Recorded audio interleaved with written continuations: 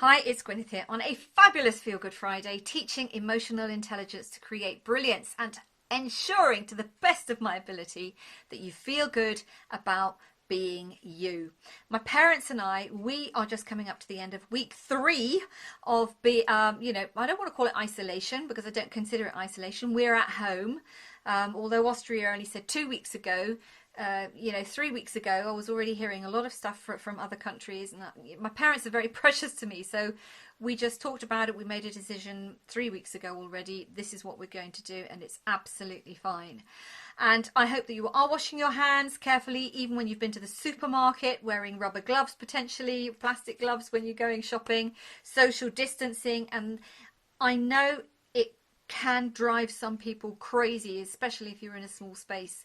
But you know what? I'm also hearing some devastating, tragic stories about people getting sick, the health services not being able to cope, and a lot of it has to do, I'm sorry to say, with absolute pure stupidity. People just not thinking about the effect that they're having on other people. It doesn't matter if you're healthy, you may even have something in you, you don't even know you're transmitting any germs to anybody. Life is too short. My life is very precious to me. My parents' life is very precious to me. Your life is precious to me. This planet is precious to me. So, okay, lecture over. You know what I mean, right? Okay, fantastic. So, this week, Fabulous Feel Good Friday, a little bit longer than usual because from an emotional intelligence perspective, from everything I teach about forming routines, habits, limiting beliefs, getting rid of all that stuff and really stepping into you, being who you are, a lot of people are being forced into that kind of a situation. It's almost as if people are being forced to strip back the layers of who they are when they go out, when they're with their friends, when they're with their colleagues, when they're at work, even when they're shopping in the supermarket. It's as if people are being asked to strip back all that, forgive my language, crap. And that one of the most frightening things is that people are getting to know themselves a lot better. And that can be very, very scary. You will have heard me say that the scariest relationship you will ever have in your entire life is the one you have with yourself. But it can also be the greatest love affair of all time. But right now, many people, that there's nowhere to hide. There's nowhere to shut yourself away. There's nowhere you can go where you can put your lipstick on and put different clothes on. Clearly, if you don't wear lipstick, accept my apologies. But do you know what I mean? You can't. You can only be one person at the time. The ability or the opportunity for you to be all these different personas that you would be usually, that opportunity for a lot of people has just gone. Now, if you're in week 1 of lockdown, it can be very, very frustrating. You might be thinking to yourself, how on earth am I supposed to get through, the next few weeks? And that big question none of us know is, how long is this going to be for? Because even, well, it doesn't actually matter how long is it for. You've got to get through this regardless. Week 2, I see people kind of, okay, well, I guess I better get on with it. That haven't got a lot of choice. Week 3, things are beginning to become routine. And this is exactly how we form new habits, beliefs, learning through repetition. This is exactly what people who are in lockdown are now learning. Like I said, the first thing, that whole change management process is like, I don't want to do this. And then it's like, well, I guess I have no choice. I'm just going to have to get on with it. And then you move into the phase of, okay, it's not so bad. It's not going to be forever. But going through those phases, like I said, can be a challenge. And I've written a few things down here because my head has just been buzzing with with all the things and what I can possibly tell you to help you through this. Like I said, stripping back the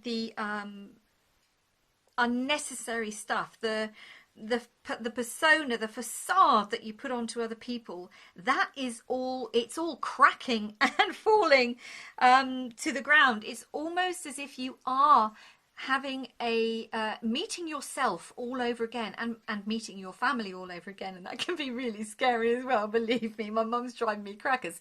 I love you, mum, honestly, I do. But the computer and my mum and I are having a few conversations. It's going to be fine. But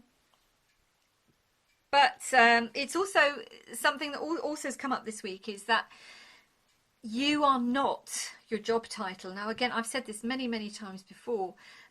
You are not the job title that you have either through work or the job title that you give yourself if you're self-employed. That is not who you are. Without those structures, without those routines of going to work and seeing your clients, seeing your customers, seeing your colleagues, when all that has gone, your job title means nothing, nothing at all.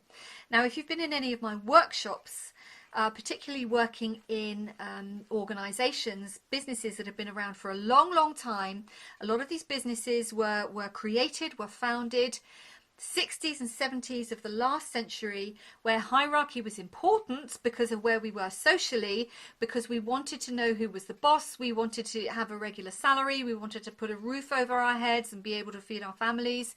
Of course, people still want to do that these days, but what we were more willing to accept in those days was the fact that there was always going to be somebody above us, more clever than us, more qualified than us, who deserved to be better paid than us, because they knew what they were talking about. And particularly sort of in the 50s and 60s of the last century, you know, after the Second World War, it was mostly men.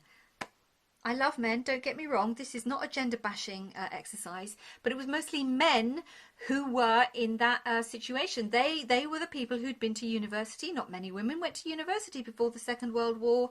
Not many women went out to work at all.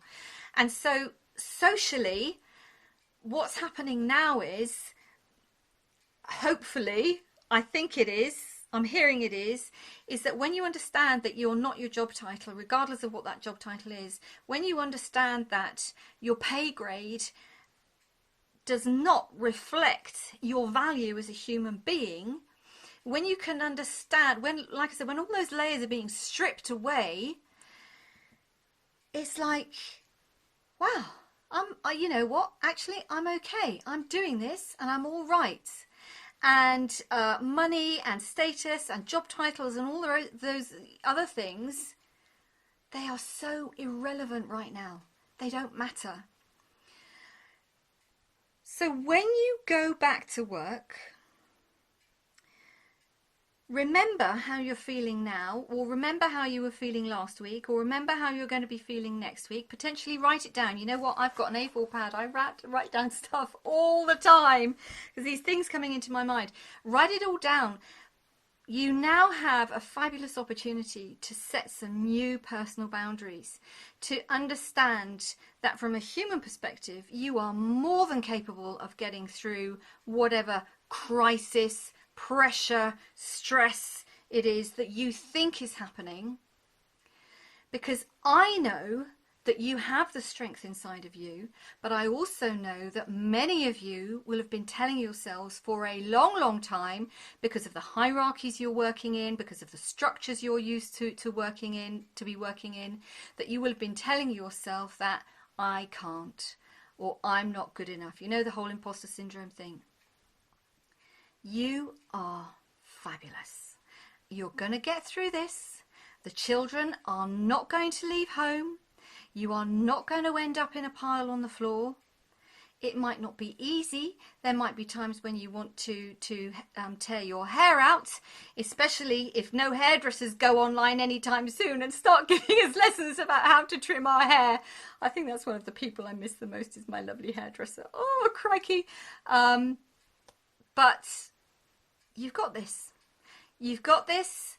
And like I say, I'm seeing people in different stages. But what I am seeing is that the longer people have been in lockdown, the more creative they're getting, the more relaxed they're getting. They're more about, what's the word I'm looking for? And breathe. The more on top of things they are, the more organised they're becoming. And if you're only in week 1 and you don't know what's going on, believe me, you're going to get there. And you really are, I'm going to say it again, you're going to understand how fabulous you really are and what a contribution you have to make to keeping your family safe, to keeping the planet safe, and that it doesn't matter about the hair, and it doesn't matter about the job title, and it doesn't matter about the pay grade. We're all equal. And I think that's what I want to say is, you know, would the real you please stand up? This might sound a bit strange, but I'm actually quite excited about the changes that this situation that we're currently in, about the opportunities that it could bring for every single one of us, how we work together, how we communicate with each other, how we treat each other, how we love each other. And on that note, after a very long Fabulous Feel Good Friday video, I wish you a fabulous Feel Good Friday, an amazing weekend. Loads of love and bye for now.